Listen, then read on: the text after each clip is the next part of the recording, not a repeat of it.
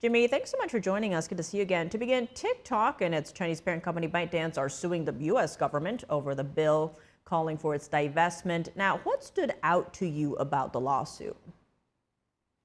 Well, it's great to be with you. What we're seeing is a lot of whining and even more distortions from TikTok. They've recycled some of the talking points that they've used in the past. At the core of this issue, TikTok is trying to claim that it has a constitutional right to operate in the United States of America. But the best way to look at this company is it is the US subsidiary of ByteDance, a company that is closely linked to China's military civil fusion programs. ByteDance has worked with Sugon, which is a company that helps the PLA test hypersonic weapons and does simulations for that. So to go out and say that TikTok has a First Amendment right or it can claim protections under the Fifth Amendment is pretty amusing, frankly. But they say that there's a lot of speculation about the app in this petition that they just filed today. But the fact of the matter is that you have the former director of the National Security Agency saying that TikTok is a gun pointed at the head of our country. If that isn't convincing, I don't know what is. But the intelligence community is pretty clear on this, and they know that ByteDance has been blacklisting opponents of the CCP from all of their apps, including TikTok. This is very concerning, and the petition doesn't even begin to address these issues.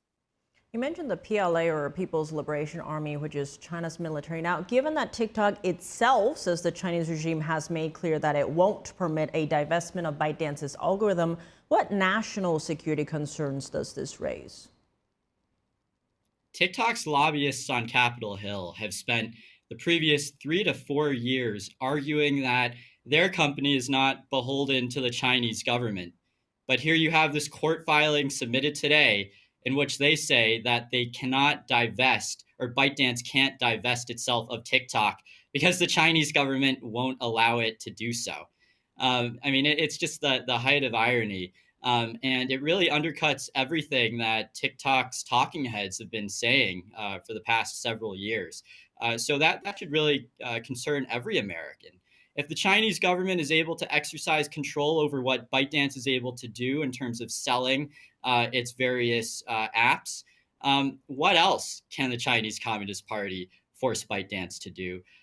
We have no evidence to suggest that ByteDance wouldn't comply with China's national intelligence law, which would require it to share information about its US users. There's evidence that ByteDance has actually spied on American journalists using their location data through TikTok. So the same could be done to journalists, politicians, and other prominent Americans. And the lawsuit doesn't even begin to address these issues and to address concerns about this. And Jimmy, expanding on that, China doesn't even allow TikTok within its own country. They have a different version called Douyin. What's so special about the algorithm that the Chinese regime wouldn't want to divest? The algorithm is controlled from ByteDance's headquarters in Beijing. So there's a lot of conversation about this Project Texas initiative where TikTok claims that it can wall off user data and basically isolate all of this from Chinese interference.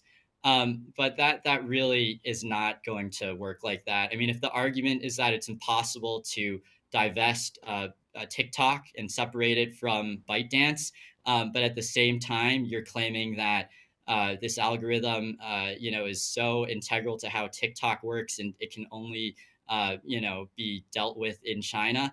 There's an inconsistency there. And that's why Congress went ahead and passed this legislation to ensure that Americans are protected from the threat of the Chinese Communist Party controlling this massive publishing platform. TikTok calls itself a publishing platform in the lawsuit. And it really begs asking, just how they're using that, how they're making editorial decisions to promote certain content that might be favorable to the CCP or unfavorable to America. So I think that all of this raises a lot of new questions. And even just in the legal filing we saw today, it's the start of a new conversation that all Americans and their elected representatives should be taking part in. And all of this does come as a former TikTok executive is actually suing the platform Monday, alleging that the Chinese parent company ByteDance has a lot more control over the platform than it claimed. You've covered TikTok quite extensively. Give us some more examples of the inconsistencies with what TikTok has said. TikTok has, on numerous occasions, said things that simply aren't true. So to go back to the example of when ByteDance spied on American journalists using TikTok, the company denied it. They went after Forbes, and which reported this out initially, and they said that Forbes wasn't reporting with integrity. But then eventually ByteDance was forced to admit the truth. They've lied about that. They've also lied about where US user data is stored. There are inconsistencies in terms of the access that engineers and other staffers at ByteDance headquarters in Beijing, the sort of data that they have access to. We've seen TikTok lie again and again, and unfortunately, this new legal filing contains a number of other inaccuracies that everyone should be looking at with a significant degree of skepticism. Jimmy Quinn, national security correspondent at the National Review. Thank you so much for joining us. Thank you.